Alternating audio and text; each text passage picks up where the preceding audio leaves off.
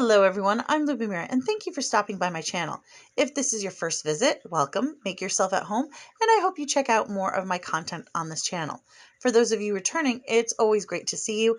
I'm always excited to see my crafty friends stop by. Now that I have you here, remember to hit those like and subscribe buttons. By selecting that little bell, you'll get notified every time I post a new video so you never miss out on any of the crafty goodness. Today I'm sharing a baby card. I don't know about you guys, but my Facebook and Instagram is filled with brand new babies. It seems everyone is having a baby.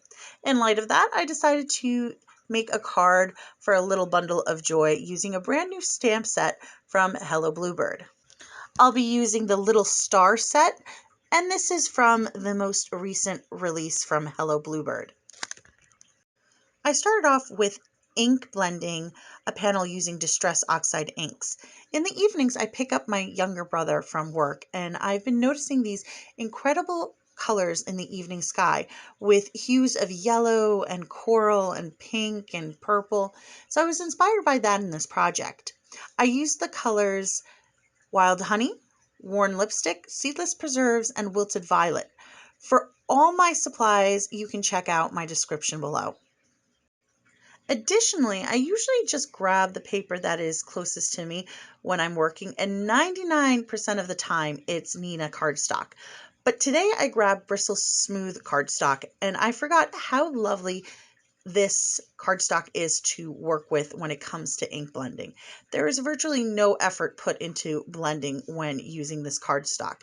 I don't mind putting a little elbow grease in, but if you have some kind of ailment that makes it hard for you to blend, this is the cardstock to use.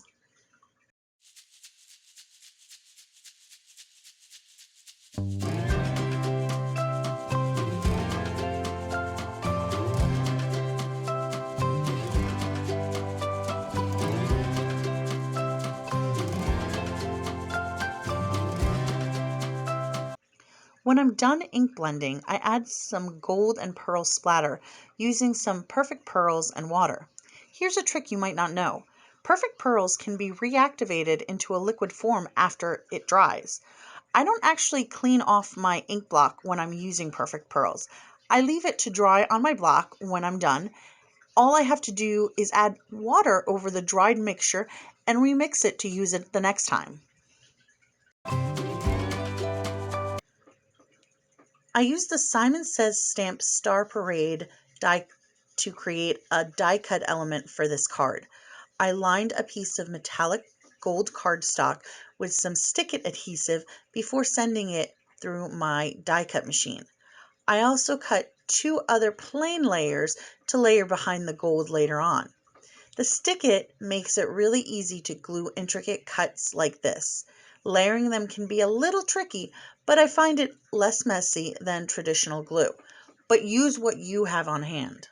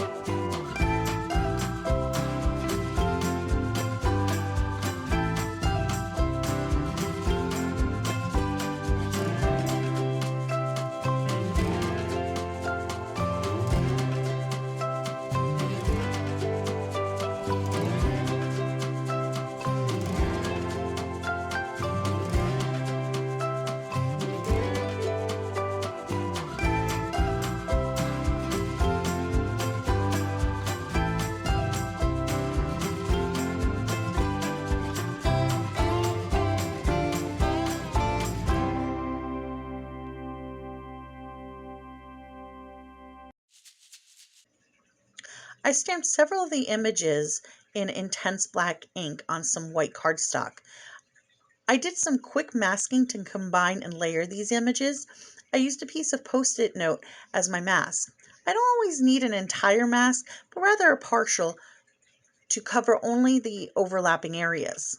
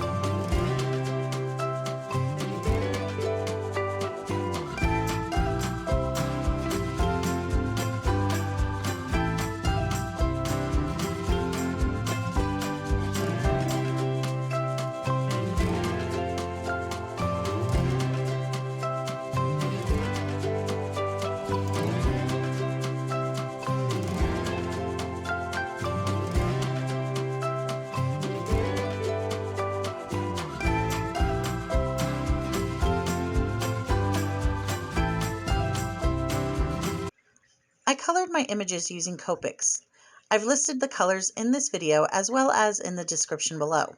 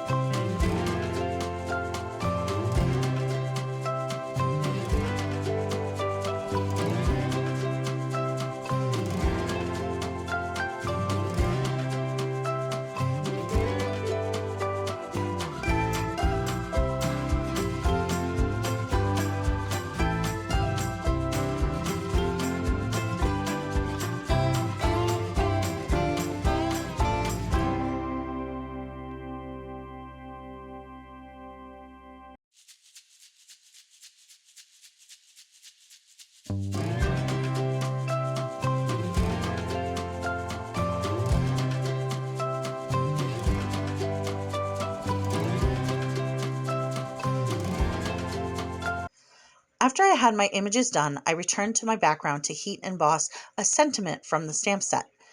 The time it took for me to color the images allowed for the background to dry. I stamped the sentiment in Versamark ink and then applied white embossing powder over the wet ink.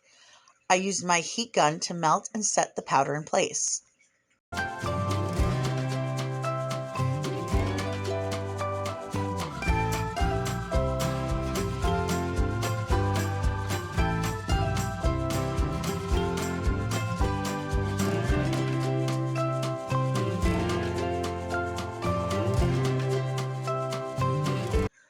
I have a quick question for you. I know we all enjoy crafting, but is there something that gives you anxiety while you're crafting? I know what it is for me, but I was curious if anyone else sometimes feels a little on edge with either using a tool or maybe a particular technique. For me, it's heat embossing. I was so nervous when I did this sentiment. If I'm not too fond of a project, it doesn't matter. But when I love it, I really get nervous. I don't want to ruin it. In this case, the key is allowing the background to dry completely before applying the ink and embossing powder. Luckily, it turned out well.